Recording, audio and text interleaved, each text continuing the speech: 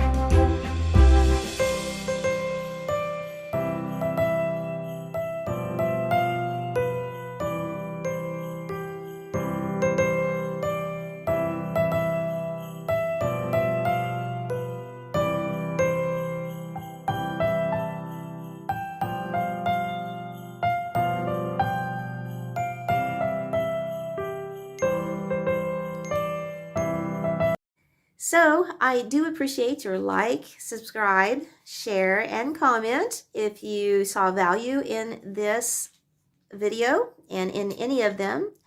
Make sure to subscribe so you can keep updated. Toward the first of the year, I'll be starting more of the teaching instead of the compilations and showing you how I do those.